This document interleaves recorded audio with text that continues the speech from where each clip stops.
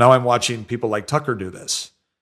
Not to mention the fact that when I say that Tucker's entire worldview seems to have changed, he's not just questioning Israel, he's questioning wide swaths of Western civilization.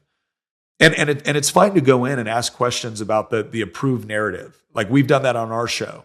We did that on our show where we looked at Winston Churchill, we looked at Zimbabwe or Rhodesia, and we looked at the Spanish Civil War between Franco and the communists. And we said, okay, the assigned narrative is Winston Churchill is generally a good guy, at least on the right.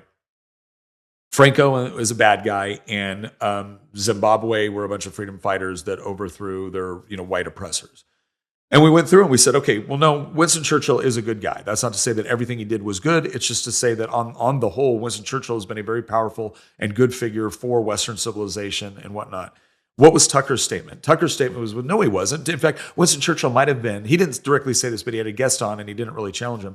Winston Churchill might have been, the worst villain in World War II. And you're looking at this going, this is just objectively incorrect. This isn't a revision of history where we imagine kind of a different perspective. This is just wrong. This is just incorrect. The things that the people accusing Winston Churchill of being of the primary villain of World War II deliberately get their facts wrong and end up apologizing for things on the Nazi side that they should never apologize for.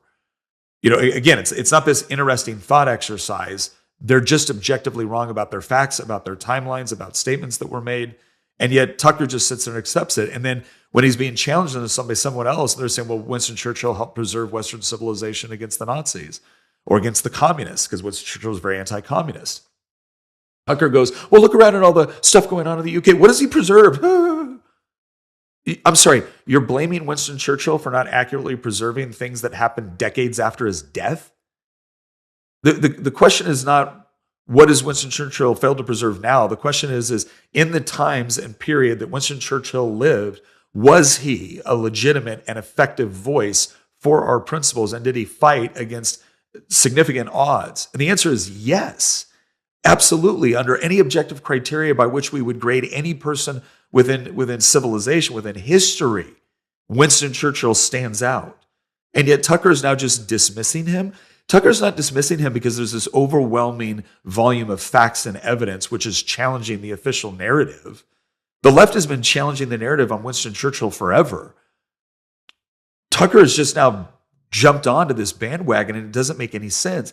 And the reason why I bring up this Winston Churchill issue is because, again, to me, it signifies that he's not just questioning Israel's influence over the United States. He's not just questioning the war in Iran. He's questioning everything.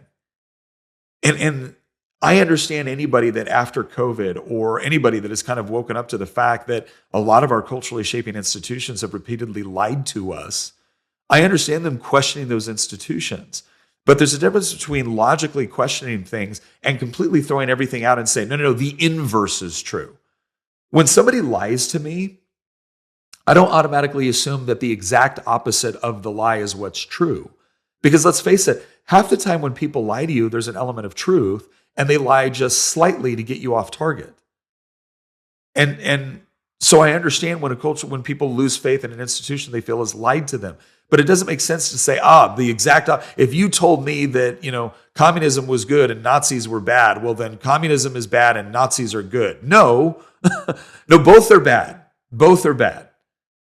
Right? And we can objectively explain through a mountain of empirical evidence and logical thought processes on why both are bad.